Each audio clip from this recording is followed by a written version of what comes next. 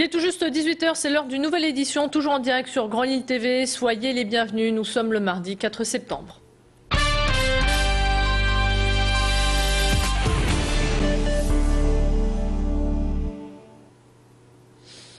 La cloche a de nouveau sonné ce matin pour accueillir les enfants du Nord. Une rentrée scolaire suivie par quelques élus, dont le président du Conseil général. Patrick Caner s'est rendu dans 4 collèges, dont l'établissement Marie Curie à Tourcoing, qui a été inauguré en ce jour de rentrée.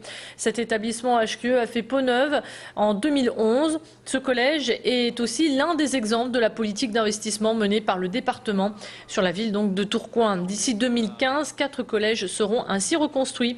Je vous propose d'écouter sans plus tarder la fierté de cette directrice, mais avant, on écoute Patrick Caner. Nous avons aujourd'hui 13 collèges dans le département du Nord certifiés de haute qualité environnementale.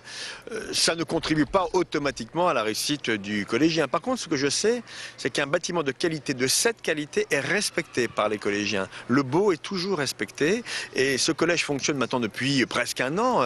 C'est une visite inaugurale que nous faisons aujourd'hui et on le voit bien, il n'est absolument pas dégradé.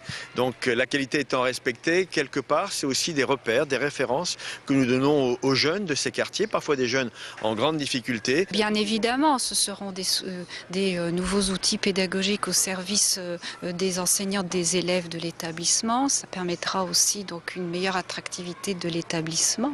Et il est très fonctionnel. Je suis même honorée de pouvoir rentrer dans ce nouveau collège moderne, fonctionnel, HQE. Bien sûr, c'est pour moi un privilège de faire cette rentrée dans cet établissement, puisque c'est aussi pour moi ma première rentrée dans ce collège. Alors que certains avaient le sourire aux lèvres, comme la directrice de l'établissement Marie Curie de Tourcoing qu'on vient d'entendre, eh bien d'autres ont sorti les banderoles sur lesquelles on pouvait lire « Parents mobilisés » ou « Attention, danger ». Une trentaine de parents d'élèves de l'école Mozart à Faches-Tuménil réclament l'ouverture d'un 4e poste de professeur, un poste qui leur avait été promis avant les vacances d'été. Malheureusement, vendredi dernier, ils ont appris qu'il n'en était rien. Le nouveau professeur ne viendra pas. Alors pour faire entendre leur voix et leur mécontentement, ils ont invité l'inspectrice d'académie à suivre ce premier jour de classe. Sachez qu'actuellement, l'école est composée de 3 classes avec une moyenne de 33 élèves, un effectif beaucoup trop surchargé selon les parents qui dénoncent de mauvaises conditions d'apprentissage.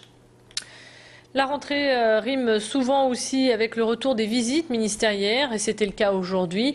La ministre de l'Artisanat, du Commerce et du Tourisme était de passage sur la métropole lilloise. Sylvia Pinel a rencontré les apprentis et les formateurs de l'Université régionale des métiers et de l'artisanat basée à Tourcoing, au Virois. La ministre était d'ailleurs accompagnée du préfet Dominique Bure. Sa mission du jour, faire un état des lieux de l'industrie artisanale et prendre des notes sur la qualité de l'enseignement. Une visite qu'elle a qualifiée d'instructive. La ministre souhaiterait développer cette même structure dans le reste de la France pour une bonne raison. Selon une enquête, 85% des diplômés trouvent un emploi dans les 6 mois qui suivent. Mathilde Lacroix l'a suivi pour nous. Les artisans ont besoin de salariés bien formés, bien qualifiés. Et pour des jeunes qui ont envie et l'audace de dire je vais monter mon entreprise, d'avoir justement une formation initiale qui le permet. Dans cette région, il est particulièrement remarquable, mais ce n'est pas le cas partout. Donc l'objectif du gouvernement, vous le comprendrez aisément, c'est de réussir à renforcer ce taux de réussite dans la plupart des régions. Dans le reste de l'actualité, la solidarité se met en place quelques jours après qu'un incendie ait ravagé près de 3000 m² d'entrepôts aux mines de l'Homme. Cette année devait être une grande fête pour les 40 ans du site. Malheureusement, il est question aujourd'hui de venir en aide aux entreprises les plus touchées. Il y en a 4, dont l'Association nationale des épiceries solidaires, mais aussi et surtout le jardin de Marianne, qui lui a été totalement détruit par les flammes.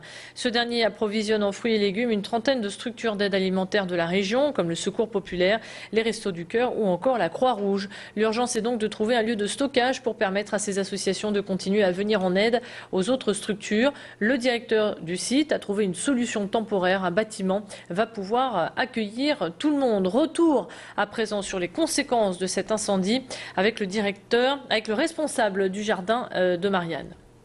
J'avais des locaux qui étaient disponibles pour un autre projet, et dont un d'ailleurs qui était loué à un grossiste qui a accepté d'attendre son tour. Et donc je vais pouvoir reloger effectivement tout le monde dans un bâtiment avec une solidarité exprimée sur le marché, notamment au niveau des frigos. Et donc tout est tout est organisé pour que cela redémarre très vite. Nous avons déjà rencontré tout le monde. Maintenant, il faut que EDF branche l'électricité, il faut le téléphone, mais je dirais que dans la semaine, tout cela sera réglé. Les conséquences, c'est que notre activité est complètement arrêtée. Donc les conséquences, elles sont multiples. Elles sont déjà au niveau de nos salariés en insertion, qui eux, pour l'instant, alors sont pas au chômage. Ils sont pas au chômage technique, hein, parce qu'on les a gardés dans notre effectif. On continue de leur verser leur salaire. La deuxième, c'est que toutes nos structures adhérentes ne sont plus livrées en fruits et légumes. Donc autrement dit, c'est là pour l'instant. Donc si on parle de 15 jours d'arrêt, on parle de 4 tonnes de fruits et légumes qui ne sont pas livrés aux structures et qui, en finalité, ne vont pas aller nourrir les familles précaires du Nord-Pas-de-Calais.